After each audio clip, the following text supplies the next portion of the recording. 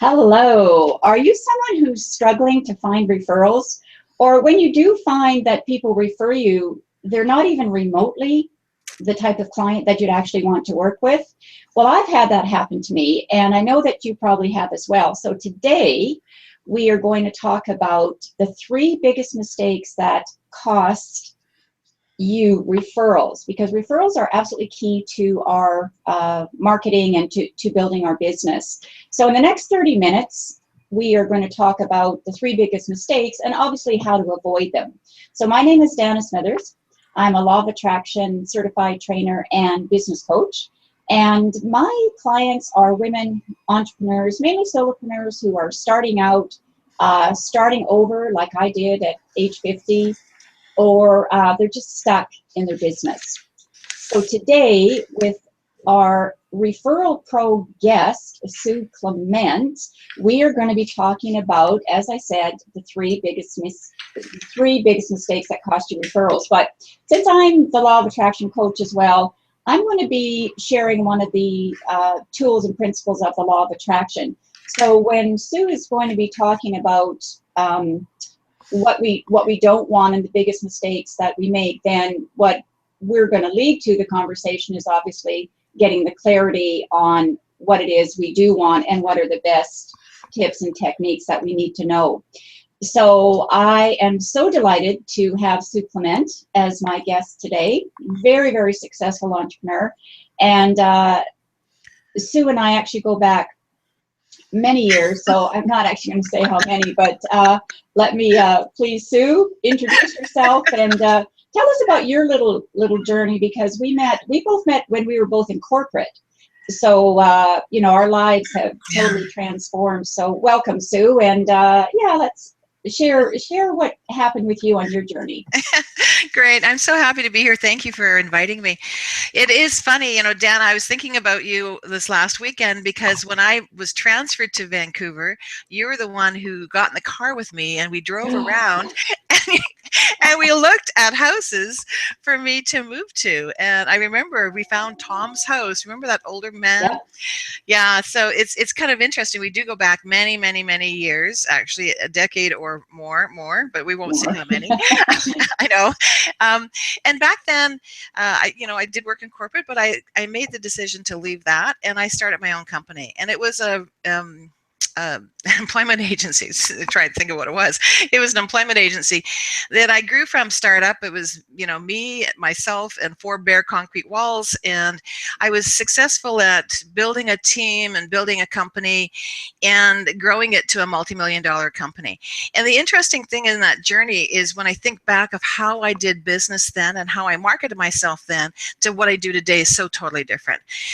Back then, I must admit, I was a network phobia. I really disliked networking. The thought of going to a networking event was like, it was like repelling to me. I'd walk into the Chamber of Commerce and people said, go, go, go, you'll get clients. And so I went and I walk into the Chamber event and there's like 100+ people. And I just felt so like a fish out of water. I was uncomfortable. It was ill at ease. And it was a real challenge for me. And so actually I avoided networking events, and instead I grew my company by cold calling. I would rather, go drive to some industrial park, park my car, and go warehouse to warehouse, knocking on doors, or get on the phone and just phone people. And, that was how I did business back then. And then once I sold my company after 10 years and I started being a business coach, what I found interesting was I lost my skill set, my main core way to get clients.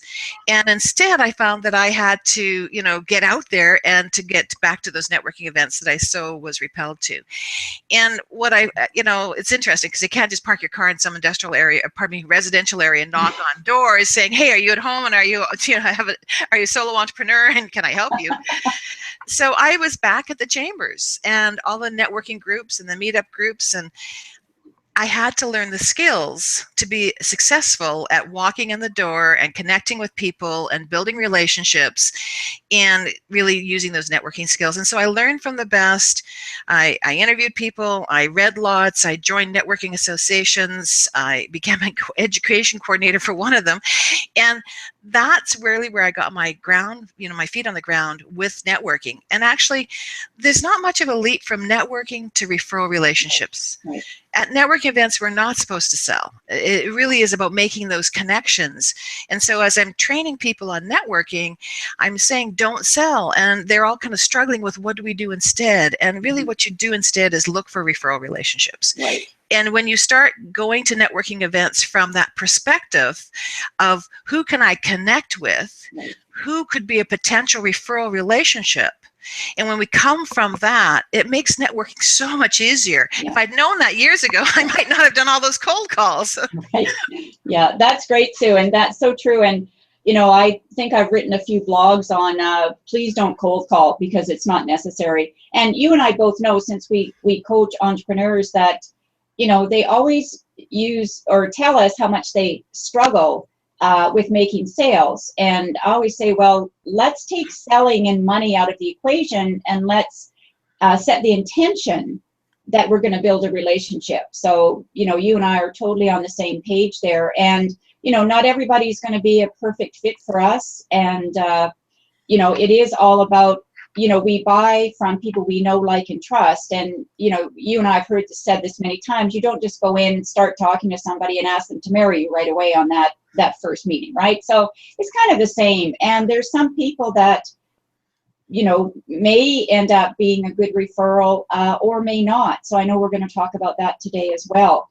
So for those of you who are watching, or if you're going to be watching the recording, take out a pen and paper, because I think Sue is going to really give you some valuable tips from her experience. And, she built the multi-million-dollar business from the referral business that she did. So Sue, why don't we just launch right into that mistake number one? You think the biggest mistake? And I know there are lots, but I asked you to narrow it down to three. So I agree. I think these three are the critical ones. Yeah.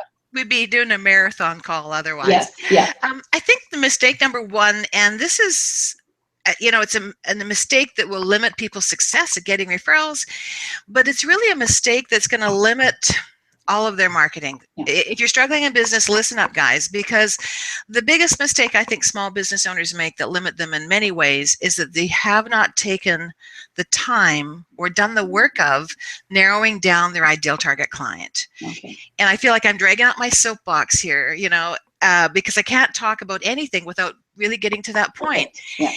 We want to be all things to all people. We want everyone to be a customer. And the fact of the matter is, we don't really want that. Not everyone's a fit for us. We've got to be able to surrender that the ones that aren't, bless them, let them go, and instead really stand out for who you are, who you do your best work with, and those people would be more attracted. So it's almost I'm losing the word, but it's counterintuitive, because really what we want to do is exclude people so we Right. can be more inclusive to the people who want us. Yeah, perfect. And I couldn't agree more with that. So biggest mistake number one is no clearly defined ideal client, because as Sue said, it's so key to marketing. I mean, you're not going to create a brand. You shouldn't really be creating any marketing materials whatsoever unless you know who your target client is. So that's just perfect. And another point with the law of attraction there, Sue, is talking about, the law of attraction's job description is to match vibrations. So we know when we go into networking events, and the more sensitive you are, the more attuned to who you are and who you want to attract, and you set that intention when you go networking. If somebody's just not a fit, like it's okay to say, really enjoyed talking to you, I'm going to move along, right? Because so maybe I'll go back to you on this. I know that you said that in the beginning you were uncomfortable with networking, but it's a skill that you learned. Oh yeah, it is a learned skill. A lot of people say, well, if I'm shy, I can't network. And actually, I think shy people have it easier, as long as they learn how to ask specific questions, Right. and they're good listeners. Whereas the gregarious, outgoing ones, they want to make it all about themselves, and they are really kind of a little bit harder to connect with, because they're not as in tune with who else is in the room. Exactly. I totally agree with that. And I think one of the best questions that anybody can say when they go networking is, if they're just learning, is, well, what brought you here today? So, you know, when you make it about them, because we all like to talk about ourselves, right? And, you know, it doesn't matter if they don't turn around and ask about you. If you want to connect, you've got the card, you can follow up any way you want, or you don't. And, you know, we could spend hours on follow-up, Sue. In fact, Yes. that might be another call at another time, but we'll stick with this one. So the first mistake is no clearly defined ideal client. So what about mistake number 2, Sue? Number 2 is interesting because if we move into really the concept of getting referral relationships, and really from a referral relationship, there's a couple ways of looking at. There's a reciprocal relationship. In other words, my clients could use your services, your clients could use my services. Let's get together and see how we connect.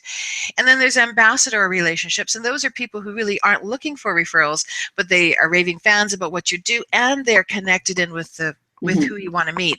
And so really mistake number 2 is developing the relationships with the wrong people without really having some forethought. When we walk in the door to those networking events and we want to connect with people, we really want to find people who are centers of influence with our ideal target clients. We keep going back to the ideal target client. It's about having that market match. If there isn't a market match, you're kind of wasting time. I know that sounds kind of rude in a way, but if you're seriously going there to find business and grow your business, is we do want to look for that market match. So not everyone will be a great referral partner, just like not everyone's going to be a good client. You need to find people that match up with what you do. In my book, I talk about the referral formula, and I talk about opportunity or access. And a great way of illustrating this is, so let's say I had an Uncle Bob, and Uncle Bob worked for the government downtown. And let's say I'm a mortgage broker. Well, everybody eventually one day or another needs a mortgage or needs refinancing or money. So Uncle Bob could be a great referral partner for me. He's in a center of influence. He's talking to a couple hundred people every day around the water cooler, and they're talking about moving, and therefore he could refer me. He'd be a great referral partner. Now let's dial this forward, and now I'm a business coach. Well, Uncle Bob works for the government. He doesn't know any businesses, so business owners. So consequently, he's not going to be much of a referral partner for me. I might be his favorite niece, but chances are it's not going to match. So we want to look for people who really are tapped in or tuned in and well known with your ideal target client. They then will become ideal referral partners for you. Yeah, perfect. And so biggest mistake number 2 is not developing the right referral partnership relationship. And I really, that's a great analogy with that Uncle Bob. And also something else that you said, Sue, that, you know, if you're in business, ladies, women, men, who's ever listening and watching this, I hope that you are in business to make money. And, you know, well, Sue and I, you know that there's some people that are just doing things as hobbies. So, you know, maybe you choose one of your networking groups where it's friendly. Maybe it's not a business one. You just go, it's more social, but absolutely you can find those ambassadors there as well, because all of those people are going to know somebody. And, you know, we just start expanding that world. But, you know, I think it's more not very smart business if you're not going to make connections with it. And I mentioned earlier about intentions, like set that intention when you go, whether it's to meet, you know, one people, or maybe it's a strategic alliance, Sue, or someone who's a good joint venture partner as well, right? I mean, these are all people that can help you connect with other people and have a good center of influence as well. So that's perfect. So number 2, not developing the right referral partnership. And number 3, I really, really like this one, because I think this is one, you know, I can remember early on starting, because I was like you, you know, I had my quota for cold calls per week, right? Oh boy. I always remember that. But, you know, when I got out of that and starting my own business as well and started building relationships, one of the networking groups that I went to was a BNI. And for those of you that don't know what a BNI is, it's a weekly networking group, very, very focused, getting referrals. They mean business. You're there to create relationships and refer partners. But I can remember that several times the referrals that I got were not for business coaching, they were for career counseling. Hmm. And I thought, okay, I did actually used to do career counseling for a few years, and certainly being in the human resources field as we were, we know that stuff. But I just thought, wow, my infomercial is not working for me, or I'm just not asking for what I need. So I learned very quickly what you're going to talk about here in this biggest mistake number 3. Biggest mistake number 3. Whoops, get the fingers right. Funny, is not asking for referrals. This is something I find really interesting when I talk to people. I ask them, do you get very many referrals? And they often are disappointed with the number of referrals or the quality referrals they get. Yeah. And it's sad, but true. Just because you do a great job doesn't mean that people will refer you. I mean, it's heartbreaking in some ways, because people go, well, my clients love me. Why don't my clients refer me more? Well, because you need to ask them. You absolutely need to ask for referrals. Just because you do a great job is not going to be enough to get referrals coming to you. And as you said, Dana, is that often the quality referrals, the ones you get, aren't the right ones because you haven't done the work of it. And so you need to ask, you need to actually develop the relationship. I talk a lot about referral relationships. It isn't just something you meet someone once in a networking event and you chat with them and you say, don't keep me a secret. The next time you hear someone who needs blah, blah, blah, call me. That's not the referral relationships we're talking about. We're talking about building a relationship over time, not with hundreds of people, with a handful of key people who are tapped into your ideal target market, where there is that market match, and building the relationship so that you can actually leverage each other's networks and pass referrals back and forth. And so, of course, if you have that type of relationship, you're obviously asking for referrals. The person knows that they're your partner and they're looking for opportunities for you. It's a proactive rather than a reactive, stance of how we do it. Another piece of the reformula in my book, I talk about opportunity, which we just did, but also understanding. And this is where we get into the asking piece, is we need to teach or train or educate our partners on how to find referrals for us. What do they look for? What do they listen for? And when we actually ask for referrals in that context and share the information that we're looking for, we'll get way, way more referrals. So it's not an accidental situation. You really have to ask for it. You have to develop those relationships, and people need to know what to look for, what to listen for, so that they can pass the referrals to you. Yeah, absolutely. And I think that what you said there is so critical. And one of the key points there is building that relationship over time, right? It's like I said, we don't go in and ask somebody to marry us on the first date or whatever, right? Well, you know what? I shouldn't say it. It can happen, but chances are it's not going to last very long, or people don't really understand each other, what they do have to offer. And you and I had a nice situation even earlier this week. And see, that's what I love about the law of attraction. I thought, I'd really like to get, I saw you again at networking, and I was thinking about, okay, who would I like to have on my interviews with successful women, and what would be a good topic? And since you and I do go to some of the same networking events locally, I thought, Sue's an expert in referrals, and she's built her business on it, and I know you offer programs in it and all of that. And I thought that would be really good topic, because people often think that referrals don't work, and I think what you're saying really goes down to that quality of person that's being referred to you. Have you done your job? Right? Have you, as you said, been proactive and met with them? So I had somebody, actually it was somebody in my center of influence as well, who contacted me and said, oh, I have a client who might be looking for a business coach. And I said, okay. So I contacted that person, and after talking with her, realized that it was her husband that she wanted to get the coaching for. And I looked at his website and asked about his business. And, I know that I definitely could have helped him with some business strategy, but I thought, you know what? He's not an ideal match for me, because my clients are women. That's who I focused on. And right away I thought, Sue Clement. So because I know you, I hear you give your infomercial, you talk about your courses coming up and your coaching at networking. So I've heard it so many times. It's like, yeah, Sue, and I remember you talking about this one fellow, how you'd helped him. And I thought, yeah, that's a perfect referral. So, it seemed anyway. And so I connected you, and then want to finish that story there. The traveling story is Yeah.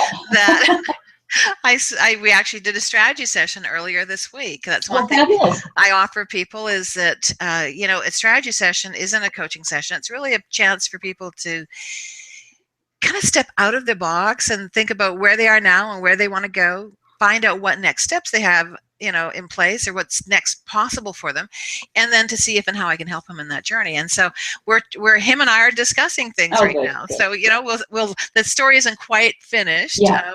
We'll Perfect. find out. Yeah. We'll find out what the next step is tomorrow. Right. And then, and that's another thing that, I was speaking with someone yesterday. I did a complimentary session with them because, they know a bit more about me because they've gone to the website, same with yours, but I didn't really know much about them or why they're contacting me. So when you have that conversation, even if it's not a perfect fit, and this is where the law of attraction comes in, is we are going to attract more of those ideal referrals when we celebrate the closeness of the match. When we're in gratitude, like, okay, well, that wasn't a perfect referral to me, so I never said to the person who started that chain of events, like, oh, that wasn't the right referral for me. I just said, thank you, great, and this is who I'm looking for. So, but I celebrated it. Like, for me, I know this is kind of goofy, but honestly, whoops, I was going to show you what I do, but I've dropped my pom-pom, but I have a pom-pom. I shake it. Because it raises energy, and law of attraction just matches your vibration. So I can tell you that within 2 days, I had 2 more potential coaching clients contact me. And I believe it was because I celebrated that. I said, thank you. And interesting, the story gets even more interesting, Sue. Yes. Because you suggested me for someone on a sales result telesummit coming up. Yes. So I've contacted her. I'm going to be in the summit. So that was a great referral. I've referred somebody else that I know from another networking group that I go to. So she's happy. So we just got it going. I mean, this is what women do, right? This is why, when you and I are in corporate, it's totally different, very structured. This is what we had to do. These were the rules of the company. Now just go out and get business. But when you don't have, we don't have corporate people fixing our computers or our Google Hangout stuff, right? It's like, okay, we got to figure this stuff out ourselves because we don't have that team. But as women now, and this is what I love about us being so empowered, is when we connect with the right people, when they're good matches for us, they respect us, they want to help us get business. We're creating a fabulous, really powerful group of very successful women out there. And so, Sue, I applaud you and always have for everything that you have accomplished. And I love the direction that your business has gone because I know that once you did the corporate and you were successful, and like me, once we did that, it's like kind of like, okay, what's next in life? And then we get into this other world of it's really unknown. Okay, like you just said, okay, we can't go from door to door on residences saying, okay, does anybody have a home office in here? That kind of thing. Exactly. So nice. yeah, so we've come up with other strategies, and yeah, so I just applaud all the women out there. I love this series that I'm doing with successful women because our journeys are so powerful. And I'm very certain with you, Sue, like all of us, I mean, life happens. There are times when we're going down this fork in the road, and maybe this seems like my perfect ideal client. And all of a sudden you find out, I think I'm going to switch it up a little bit because I think there's more opportunity here, or something happens in your business or life, or we set things up and we have a plan, but it doesn't always work according to how we think. And that's also where that law of attraction comes in. And so I want to go back to that very first point that you talked about. know who your ideal client is, because without that, you're just throwing anything at the wall and nothing's going to land there because you don't even know what you're aiming for. Well, it is really the foundation of all marketing. It is the Absolutely. seed of where we start. Yeah. Once we do that work, and it's hard to do by yourself, I'll be honest, it really is. I work with this with my clients a lot, and in almost every workshop or group I do, it's one of the modules I'll always cover off. It's hard to do alone, but when we really get that, it is the seed that all of our business blossoms from. Because once you know who your ideal client is, the way you communicate your marketing messages, how you introduce yourself, where you even network will change. Your social media channels will change. Maybe Facebook isn't right. Maybe it's LinkedIn. I mean, all of that changes and starts from that one concept of who's your ideal client. And so for those of you listening today, if you haven't done that work, do it. Get help.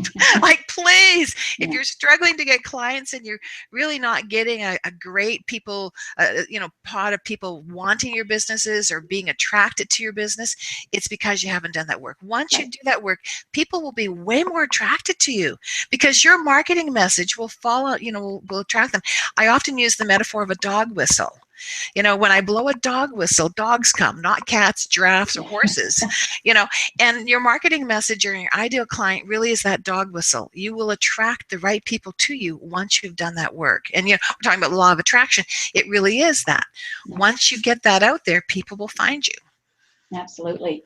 And that's a great analogy, that dog whistle, really getting clear, because we don't want the cats and the giraffes. I mean, they might be nice, but maybe you think, well, a lot of people in the beginning think that this is what one of my coaches said to me, is that we'll take anybody with a pulse and a checkbook. No. Okay, well, you know what's going to happen? Perfect law of attraction, right? They become your client. Nightmare client, and you just keep on attracting. And there are times when we just have to, cut those clients loose. So, I know, Sue, that I've had when I first started, I didn't have a coach. I thought, okay, Miss Smarty Pants here, right? I was successful in corporate, so, blah, blah, blah, blah, blah, blah. And it's not that I wasn't successful. I was, but I started making kind of costly mistakes. And then I thought, you know what?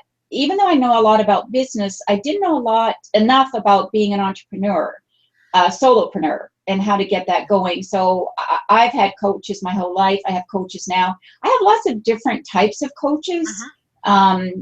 There are some that I work with for very specific reasons. Some maybe a little more short term, or some more long term. So, you and I are both coaches, and as I've said, my ideal client group is a female solopreneur starting out or starting over, or just plain stuck in their business. And when I left the corporate, I got into the world of decorating and home staging, and had a very, very successful 10-year career with the staging, but I sold that business. So very much like you, Sue, exactly what you just said, I had to look at where I was networking, because where I was networking then, who was my ideal client, was no longer going to work for me. So, it's really important that we explore the right and find the ideal match for us for networking, because that's really key as well.